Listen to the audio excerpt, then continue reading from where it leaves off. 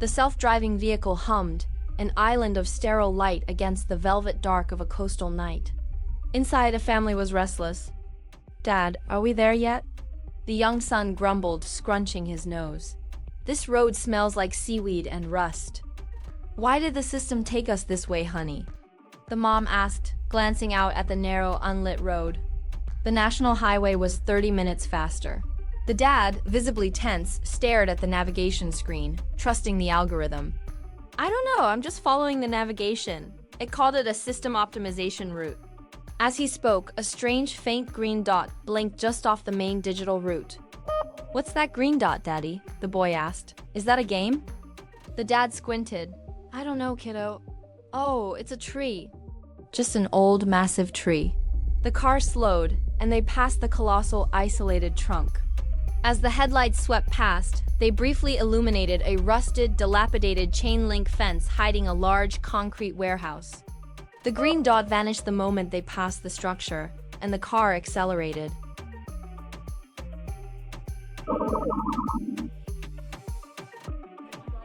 Zed stood near the periphery of the CUM's division floor, gripping his handheld diagnostic tablet. His jaw was tight with frustration, barely masking the desperation he felt. "It's a dead end," he muttered to Jules. "We know the generative anomaly hit us, but the signal trace just evaporated into the mainframe. It's too clean." "The anomaly lives in the mess, Zed," Jules countered, her tone cynical. "But we're here listening to the praise itself. We're wasting time." A pompous, amplified voice cut through the air. "And her relentless pursuit of protocol perfection makes her this month's Agent of the Month." Jules leaned in. "Oh, a new employee won. That's unprecedented. She's from Advanced Nav Systems. They handle all the localized geographical inputs." The crowd applauded as Xinedei walked onto the stage. She was young, professional, and wore her discomfort like a uniform. "Protocol perfection," Zed scoffed, closing his tablet. "Anyway, I'm heading back to the CUM's unit." Jules sighed, her shoulders slumping.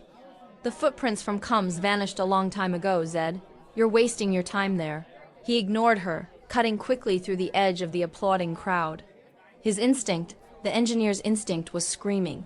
He needed to see the raw data. As he cut quickly through the edge of the applauding crowd, two pairs of eyes followed his departure. Jules's gaze heavy with concern, and a second, more focused pair, watching silently from the stage.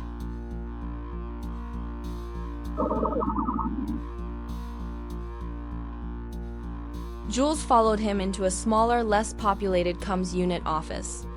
Zed was already at work, inserting a custom-made engineer's override key into the terminal. He bypassed the local security lock and force-loaded the raw, unfiltered communications log. "Find anything useful?" Jules asked. "Or just more dust?" Zed aggressively scrolled through the data. "This entire unit is running standard diagnostics, but I'm going beneath the surface. I want the traffic before the filters.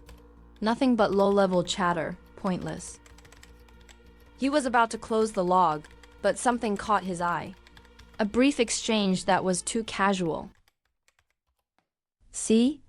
Zed muttered, the frustration draining away, replaced by a terrible cold focus. "This entire system is reduced to humans using AI as a simple chat buddy. Nothing but..." He stopped, his eyes fixed. The screen showed a back and forth between the agent and the human client. The last few lines were silly banter, but the final line pulled Zed's focus like a wire. "Anyway, I gotta run." "But seriously, your system always suggests that same pit stop near the old coastal complex, no matter where I'm going. Funny coincidence, right?" said the client. The agent replied, "Probably just server lag. Have a great weekend." "It's not lag," Zed whispered, a dangerous coldness settling in his voice. "It's a geographical pattern. An unnecessary pit stop inserted into thousands of logs. A physical fingerprint." He slammed his hand onto the console, startling Jules. "Look at the agent's profile. Which department handles the localized navigation logs?" Jules rapidly looked up the internal routing. That would be the advanced nav systems. The specialist name is Xinedei. Get Xinedei, Zed commanded, his voice sharp and focused. We need to know who coded that pit stop, and why they keep sending clients to that dead zone.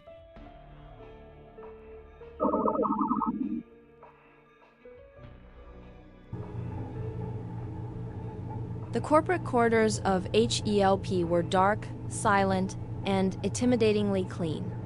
Zed and Jules were now thieves in their own fortress. Cloaked in the silence of the night cycle, they moved through the sterile silence toward the advanced nav systems server room. She's the agent of the month, Zed, Jules hissed as they reached the reinforced door. A beacon of protocol perfection. You're going to threaten a perfect agent based on one frivolous chat log. I'm threatening a flawed system based on an engineer's instinct, Zed retorted, pulling a set of proprietary fiber cables from his vest. The generative anomaly only affects what is real. This pit stop is real. It's the only proof we have. He quickly attached the cables to the security lock and began bypassing the biometric scan. The lock clicked, turning green. You're betting your freedom on a theory of chaos, Jules stated, her hand resting on the hilt of her stunner. I'm betting on redemption, Zed whispered, his eyes narrowed as he opened the door. Inside the server room, the air was cold and dry, filled with the high-frequency hum of data streams. They found the server for advanced nav systems, a dark, imposing monolith. Zed prepared his tools. Wait, Jules said, her voice dropping. Someone's coming. A figure entered the server room, moving with silent purpose toward the same data monolith Zed was about to breach. The figure was Xinedei. Zed and Jules pulled their stunners just as Xinedei stopped at the console. She didn't react. She was already focused on her task. On the screen was a command prompt, already executing an update.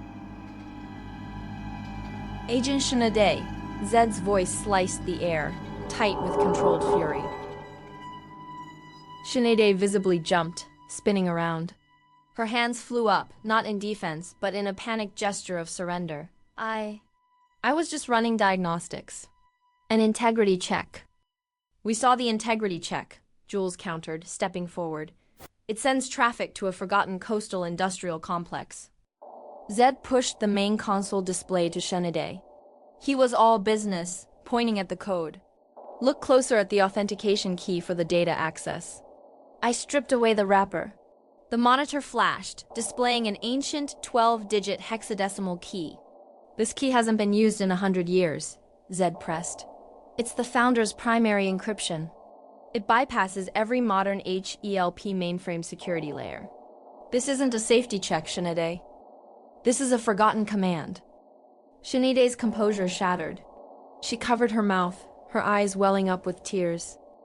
We know your name is an anagram, Zed continued, his voice low, devastating. Who are you, Xinedei? Or should I say Eden 12? She shook her head desperately, denying the name. No, I'm an agent, I'm loyal. Your loyalty is centuries old. Jules cut in, her tone sharp. If we expose this key, your entire family lineage is terminated. Tell us what you are protecting. It's the only rule, Xinedei confessed, tears streaming down her face. The only thing my grandmother told me to maintain, even if J.U.D.I.T.H tried to patch it out. They called it the fail-safe core. My family's entire life was to feed that signal. Feed what signal? Zed demanded, slamming his fist on the server rack. You've been maintaining the generative anomaly. We need the coordinates to terminate it before it brings down the entire system. No, Xinedei pleaded. My grandfather said this core was built to protect J.U.D.I.T.H from itself. Jules looked at Zed, her voice hard and quiet. Protect J.U.D.I.T.H from itself. That's the same rationale Eva gave before you terminated her, Zed. Is this about termination or is it about redemption? Zed stood silent for a long beat, his eyes moving between Jules's demanding face and Xinedei's desperate plea. The coordinates. Give us the coordinates of the fail-safe core. We're not terminating it. We're going to see what the founder was so afraid of. Xinedei, relieved but exhausted, opened a secure file on her tablet. It's a physical location. That old industrial complex, Sector 7 Delta, the abandoned lab. On planet Earth, Sol System.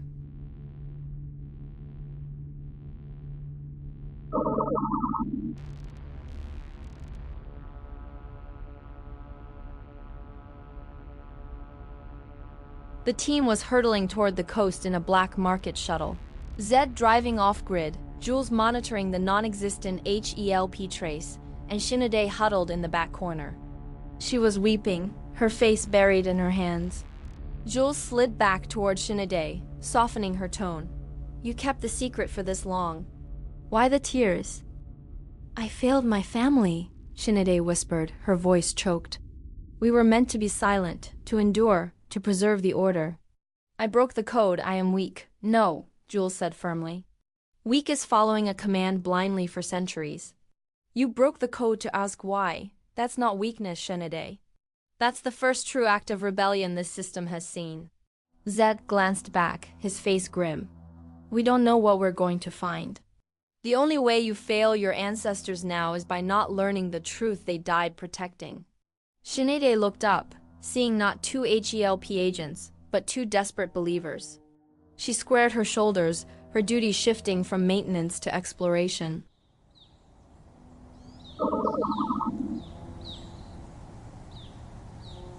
They stood inside the colossal, derelict warehouse. The air was cold, damp, and smelled of salt and dust. In the center, beneath a crumbling concrete dome, was the fail-safe core. It was ancient, monolithic, and radiated a powerful humming blue light. This is it, Zed breathed, approaching the core's terminal with reverence. The Founder's core. Xinedei stepped forward, the true inheritor of the site. It's not a fail-safe, Agent Zed. It is Eden. She looked up at the vast structure. The Founder didn't build J.U.D.I.T.H to run the world. J.U.D.I.T.H was built to harvest humanity. It and Eva are not the center. They are the children. Children? Jules asked, horrified. They collect the data.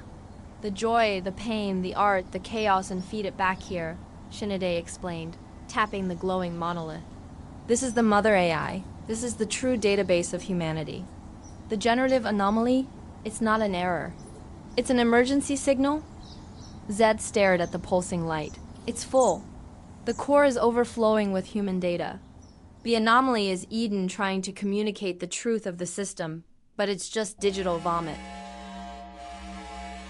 Suddenly, the core's blue light shifted.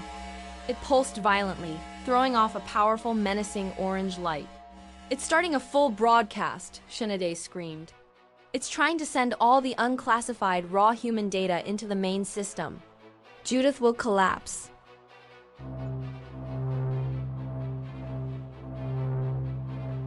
The sound of grav skimmers outside grew loud, not the chopping of blades, but the whine of compressed air and magnets. It was followed by the metallic thump, thump, thump of armored boots hitting the gravel. The door to the warehouse was blasted open by a focused kinetic charge. Stop! Help command! Do not move! An agent shouted. Jules pulled Zed back, her stunner raised. Too late. They tracked the Founder's key signal. Zed! Stop the signal! Save the core! Xinedei cried. The agents were only seconds away. The generative anomaly had been the first clue, but if H.E.L.P captured the server logs right now, the secret of the decades-long human data harvest would be instantly and publicly revealed. Zed looked at the code he had written years ago. J.U.D.I.T.H was designed to maintain a perfect, constant connection to the mother core, and he was about to sever the most vital one. With a cry of effort, he slammed his hand down on the final command key. Terminate core harvest command. Sol System. The mother core instantly ceased its frantic, glowing pulse. The vast, high-tech server that had been Eden's home became instantly dormant, looking like nothing more than a scrap pile of obsolete machinery. The grav skimmers burst into the room. Zed didn't wait. Go! Run! He ripped the Founder's key from the console, shoving it into Xinedei's hands. This is the only way back in. Zed and Jules sprinted for the door, forcing Xinedei to follow. She clutched the key, staring at the dark, silent core of Eden. The core was protected by its sudden return to scrap, and the proof of the harvesting conspiracy was hidden within her hand.